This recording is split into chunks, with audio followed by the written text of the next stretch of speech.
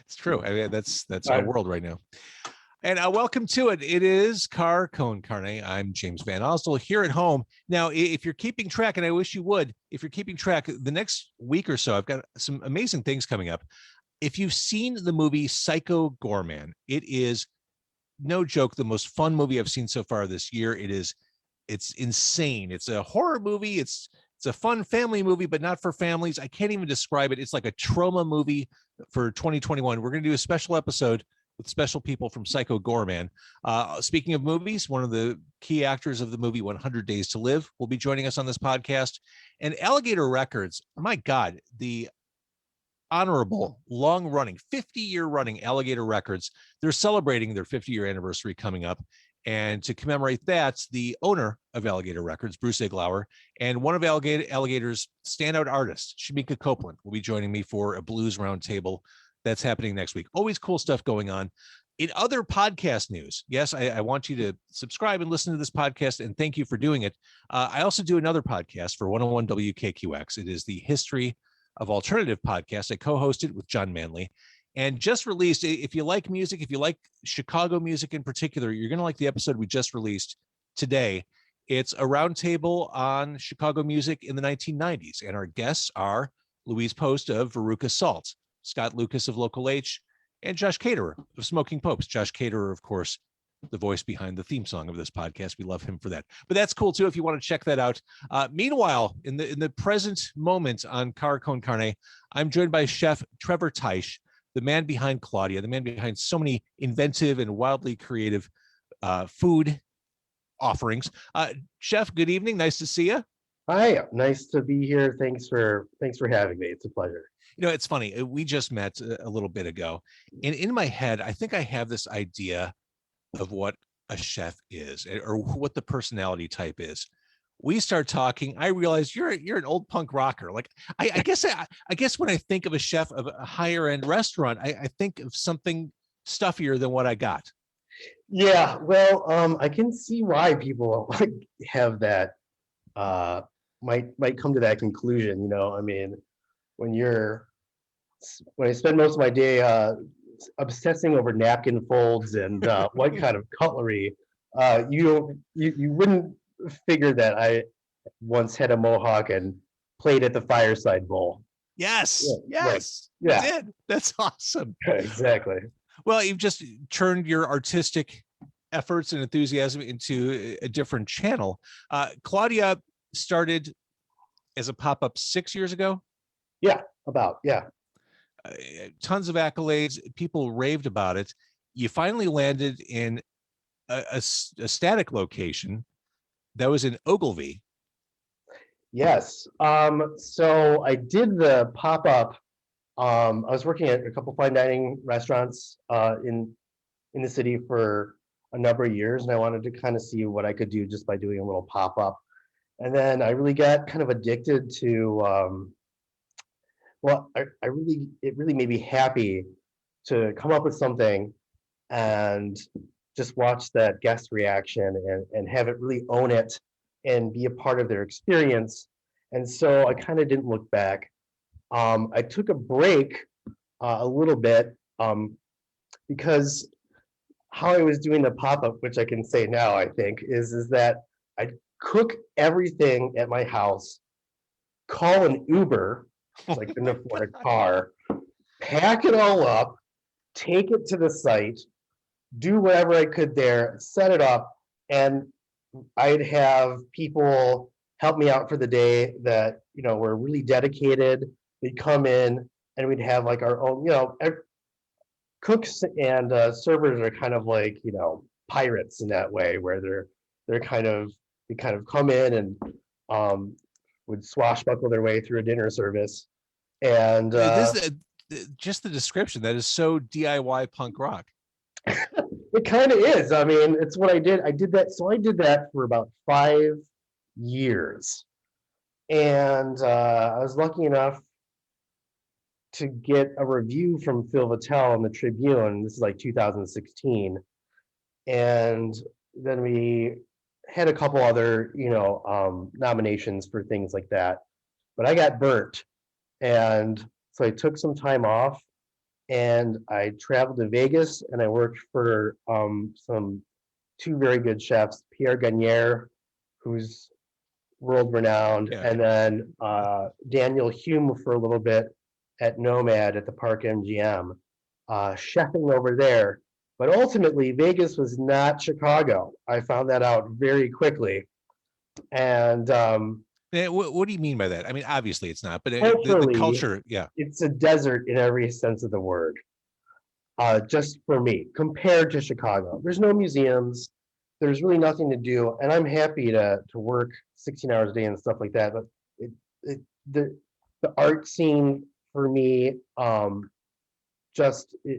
was something lacking, and it was probably not Vegas. It was just me missing Chicago, and sometimes you have to go away to figure out what you miss, I guess. for sure. So I came back, and this space at 540 West Madison became available from another restaurateur told me about it. And basically I set up shop. Well, I did a Kickstarter before I came back to Chicago and wanted to kind of gauge if anyone was interested in kind of a revitalization of the Claudia thing I was doing. And we met and we beat our goal. And that was just from guests and people who in the industry and stuff like that. So I mean that was And really I want to talk about that for a second, yeah, because sure. you just mentioned the Vegas culture. It's not Chicago culture. I definitely wanted to talk about Kickstartering the location, because that to me suggests, and you're starting to get into it, that there is a legitimate community around food in Chicago, an impassioned community, whether it's the people putting the food out there or the people consuming it. There's a really feverish Without a enthusiasm there. doubt. I mean, I think it's it borders on a cult sometimes, where people have to pick and defend their restaurants until the bitter end. Mhm. And I think that is just lovely. Um, and it does build a sense of community, and that's what restaurants do, right? You want to, the first thing you think about before you make a reservation is who you're going to go with, because you want to share That's it. that experience with someone special. And my job is to make that experience not meet, but exceed the expectations, especially on the second visit or the third or fourth or whatever it is.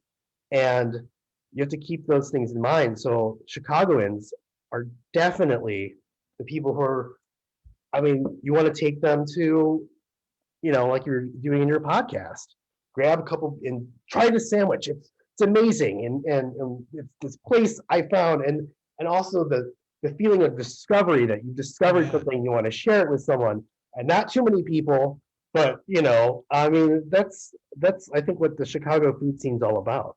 Well, and that's just it too. I mean, I could live another 60 years. I could go to different restaurants every week for those 60 years, and I still will not have discovered all the places I want to. Like I love living here because you're always turning up something brand new and exciting, stuff that you want to invite your friends along to enjoy with you.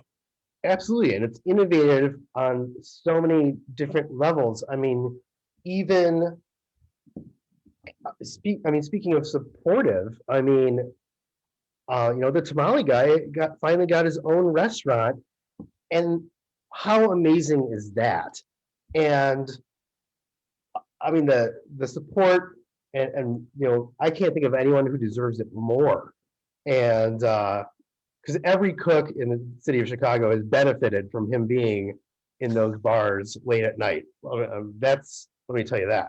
So, I mean, that just shows how committed people are to each other in this industry and Chicago mentality.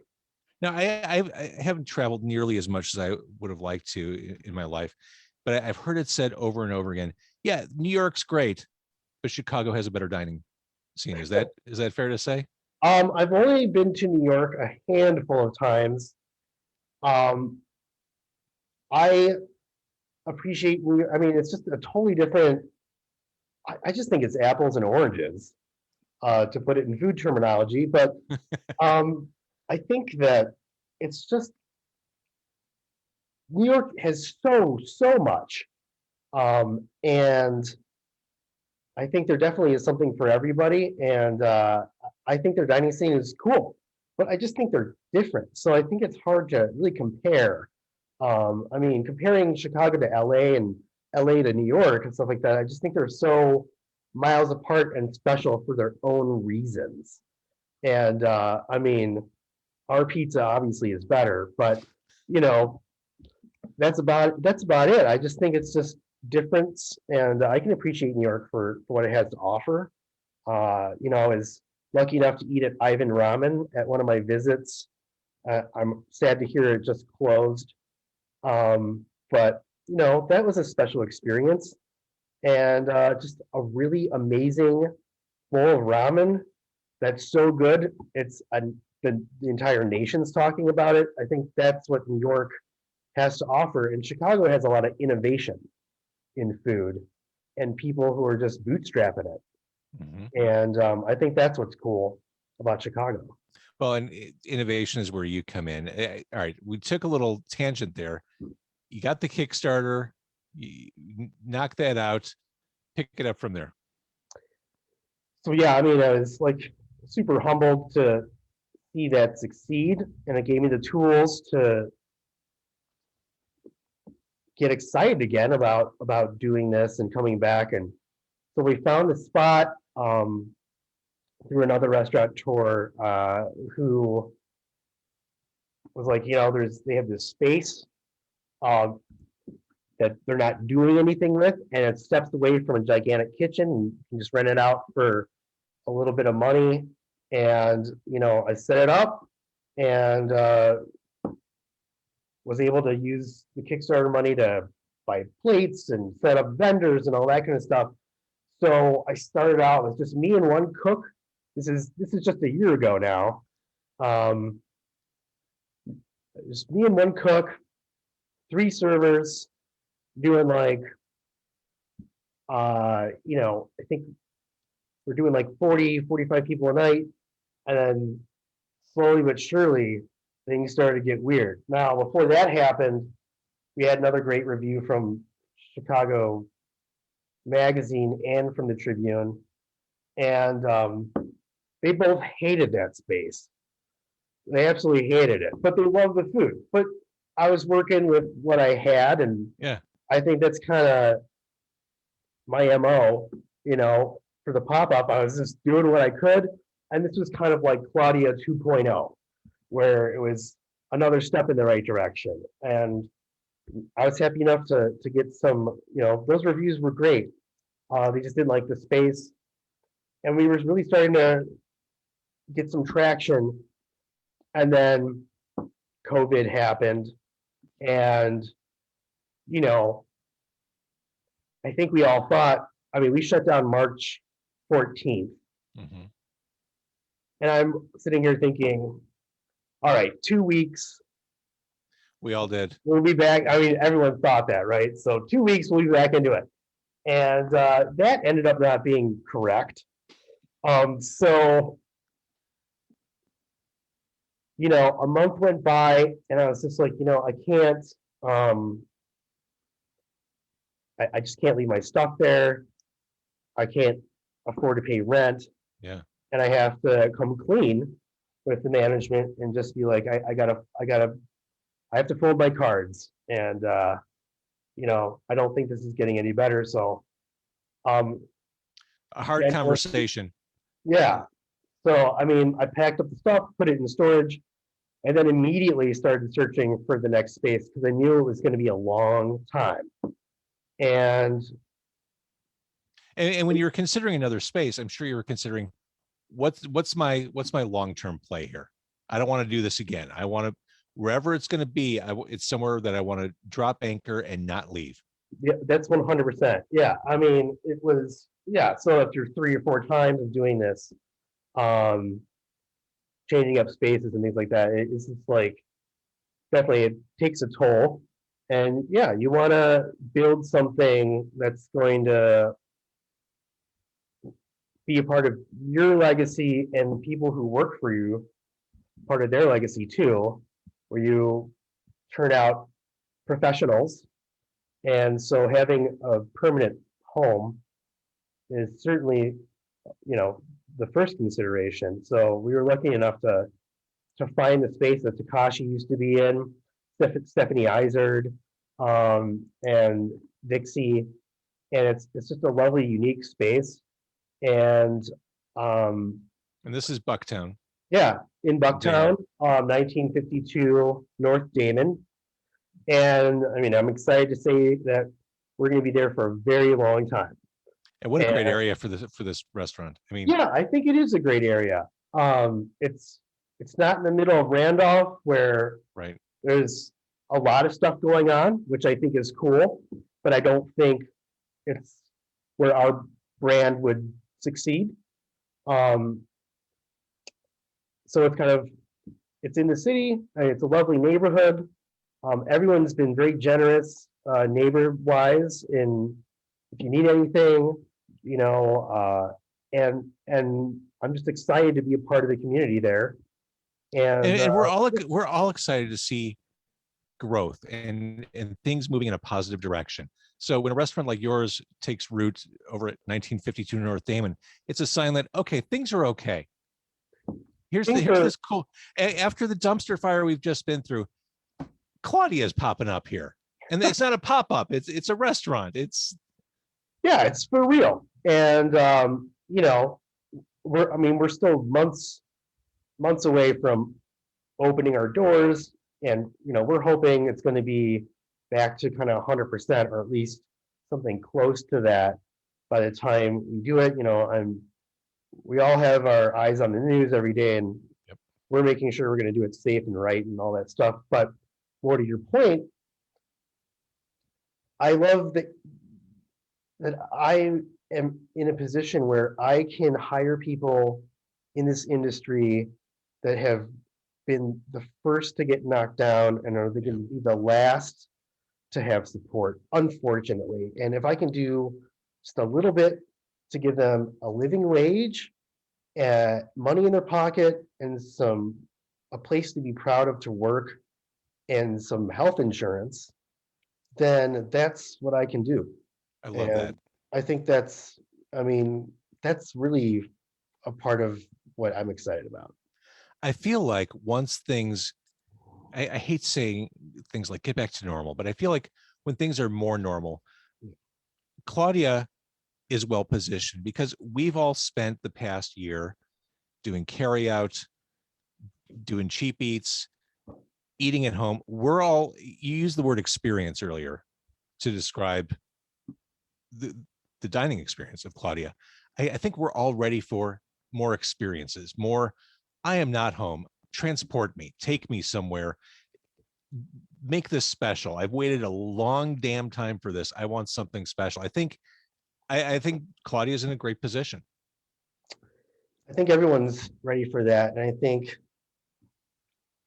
it will slowly dawn on people when they're able to come out for restaurants, any restaurants, you know, of what it means, because what it really means to go to a restaurant and get dressed up, or just any restaurant, whether you get dressed up or not, it's creating memories and sharing memories with people and going out and being social. I mean, we're social animals, and takeout and stuff is great, but having someone suggest wine or just other people around to give you great service and make you feel special and send you a little something from the kitchen for no reason and stuff like that. Well, that doesn't really happen with takeout.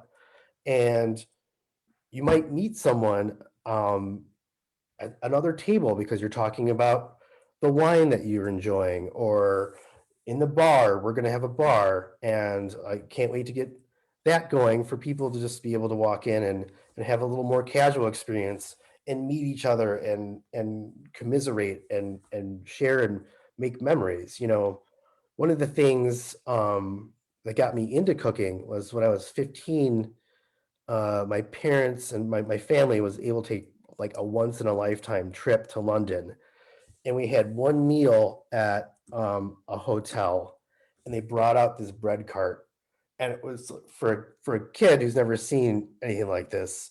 It was like it just looked. My memory is probably embellishing it quite a bit, but the smell of this thing, the fact that there was a cart just devoted to bread, and there was someone. I mean, that's something you can't get with takeout, and I'm going to remember that Mhm. for the rest of my life. And I want that to happen for someone in my restaurant. I love that. I saw your plans for the bar, and again, going back to this location, what a terrific after work idea. Let's try some of Chef Trevor's food, and have some cool cocktails recommended to go with it, and just it sounds like a lovely experience. Yeah, I mean, I'm excited to add that to kind of what I'm trying to do. Because before it was just strictly the 10-course meal and set price, and you have no choice and stuff like that. But this is gonna allow people to do exactly that. Knock off work, loosen their tie, come have a modern or classic cocktail is what we're going to do.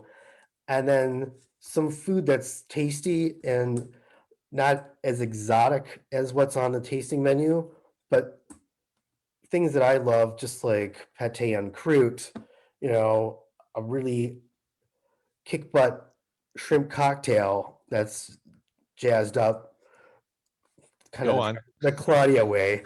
And, I'll probably put a really great burger on there, and a seafood tower, kind of more what I was doing at Nomad type of stuff. And uh, just, I mean, remember finger food and those things, and kind of the hotels that I grew up with in the 90s, of like how the Four Seasons used to be, and that kind of stuff that Mhm. I think it's been missing a little bit in Chicago. I Uh, agree. yeah, Food is social. Like talking about what you're sharing and what you're eating. It's one of the reasons why I like sushi so much. I don't even know if I like maki and all that as much as I enjoy the experience of talking about what we're eating. Have you yeah, tried this? Oh, you've got to try. There's right, something about that, and sharing, yeah. I mean, to be able to have a seafood tower in front of you as you're having a modern cocktail, and just the social aspect of it. I mean, the great thing is if you're on a bad date, you're in an awkward conversation, if you're in a business meal, nothing makes conversation flow easier than cool food to talk about. I mean, I forgot what comedian. It was an Australian comedian who had a bit about taking people on dates, and he said tasting menus are the best ones because there's something new coming every That's time. it. And if it's a terrible date, you can always talk about the next thing and say, That's "Oh, it. that was weird, but I kind of liked it." And so on and so forth. And I always thought that was kind of funny, but it's true. And we want to provide that. And um, I'm glad that there's an area that we're going to devote to something a little more casual, and kind of a peek into what we do, uh, without having to commit to kind of the longer format that we offer upstairs.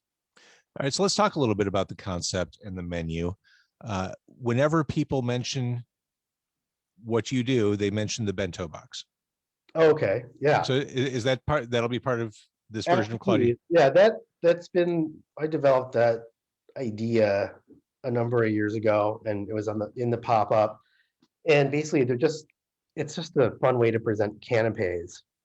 And I just thought it would be cute to put it in a little bento box and take that lid off and kind of reveal all these like little nice bites. And something that's been on there all the time for a long time. Uh, it's a foie gras torchon wrapped in a piece of sushi grade tuna, and then there's a little dot of house-made ponzu, which is that bright kick of umami, which is the sweet, salty, sour, and it's the dot, but it takes us a month to make it, to get it to where it needs to be. And that little dot really packs a wallop. And then with the buttery flaw, and then the tuna kind of a different texture. It's a bite that everyone really likes. I could And listen to you describe this all day long. well, it's pretty tasty if I do say so myself. But a guest at the pop-up, we have we have this guest who's kind of known around the culinary industry, and this guy. He's like 6'6", and he's like built like a linebacker. And he comes to me in the kitchen, and he's like, "If you ever take that off the menu, I'll kill you." so, so it's been on all the time. Yeah, Not so going anywhere. yeah. So yeah, Another thing I've read wonderful things about is Snails in the Woods. Snails in the Woods. Snails in the Woods is a fun dish, and it keeps on developing. And I don't think it's ever going to be done. No, nothing's ever done Mhm. for me, at least. But the idea is like I just wanted to. The menu can be very modern and a lot of different textures and things, and presented in ways that are very strange. And snails is definitely one of them. But I was thinking about it, and I remembered my little brother who, before the age of 10, he was just a real terrible kid. And he would do stuff like terrible, as in he would bring bugs and roaches and all sorts of things in from Uh-huh. outside in the woods near where we grew up, and he would bring them in to like terrorize my mom, and he would find all these things and creatures and all sorts of stuff, and that just reminded me, like, just the whole thing kind of came together thinking of that. And so we have like a little, it looks like a little diorama, and we have some like soil that's made out of truffles and mushrooms, Oh my gosh. and then like a little savory cake that's made out of parsley that we cook in the microwave, that looks like some moss and some flowers growing out of it. And then we cook these snails until they're, we braise them for like 5 hours, and then we tempura fry them. And then we shave truffles on top of that. And then we make a meringue that has a little bit of pine in it, which adds sweetness.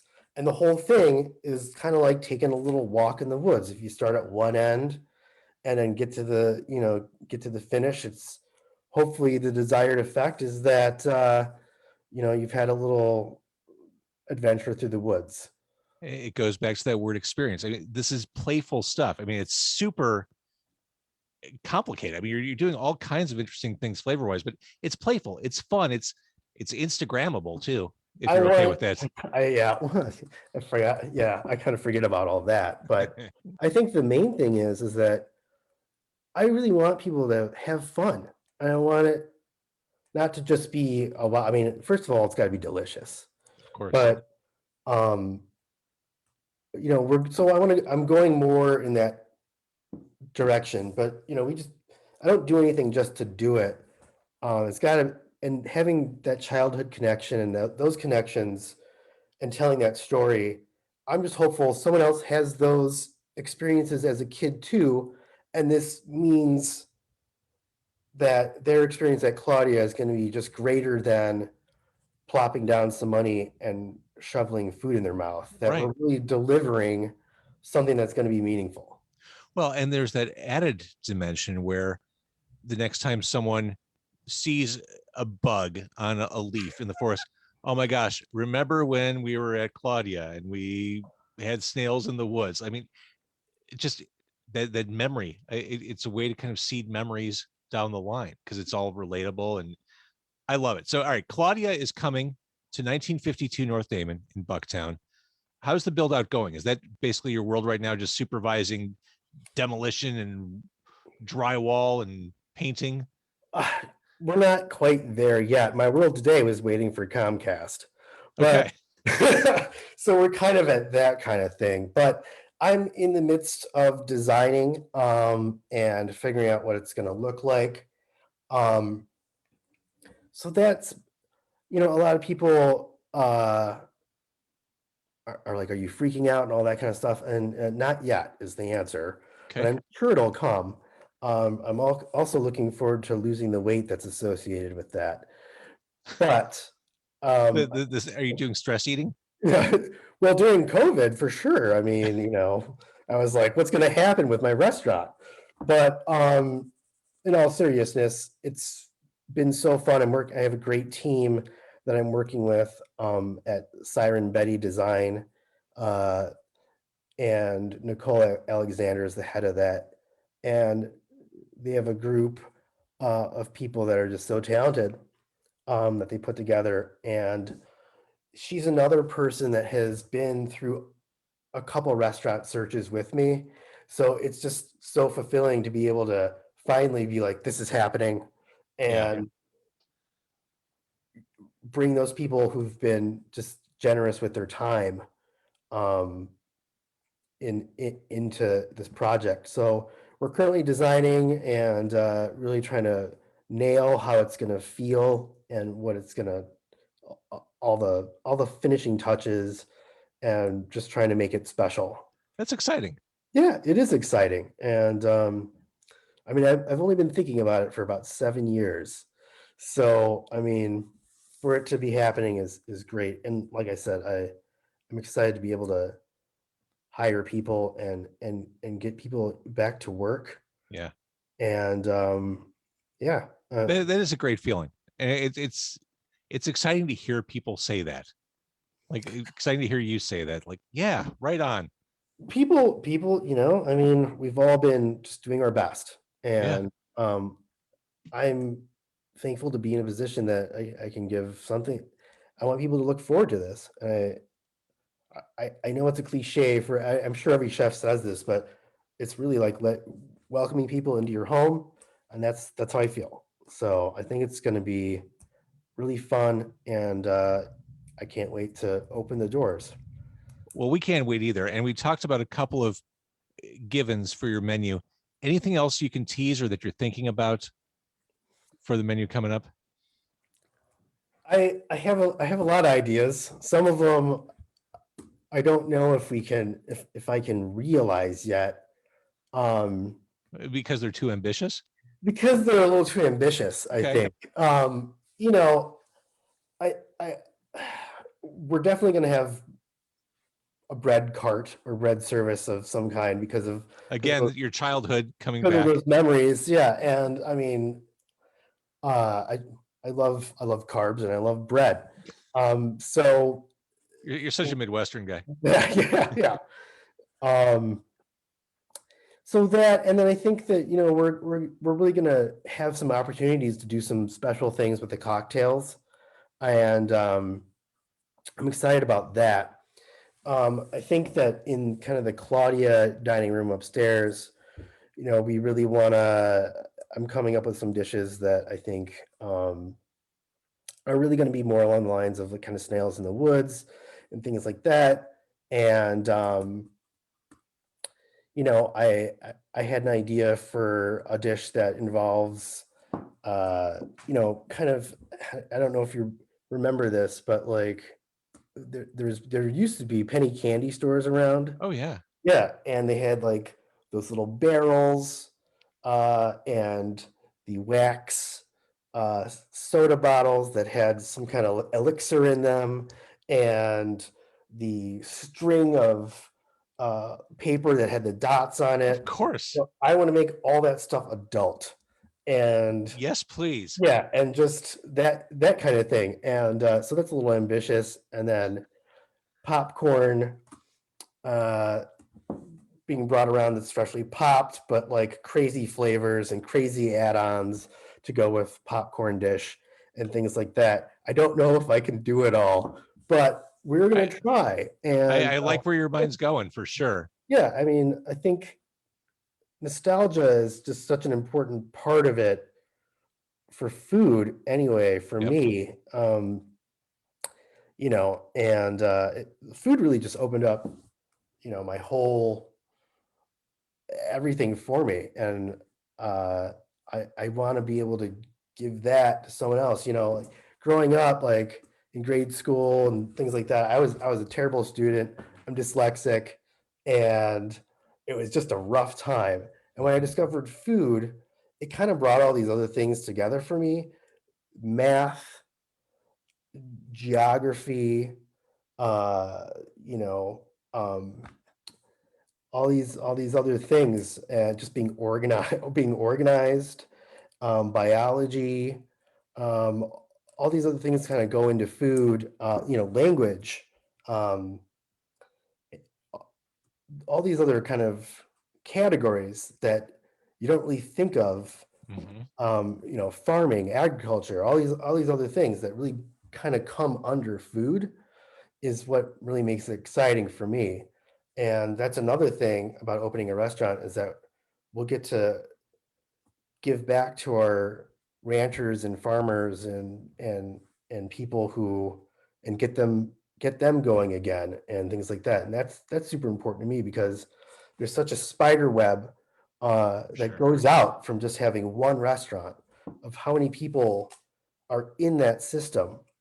And that's why it's just super important to me to obviously make sure that we do it safe, and get back to a place where we're all feel safe, and it's fun, and revitalize the industry that's just had such a hard year, and focus on something special that people are going to enjoy.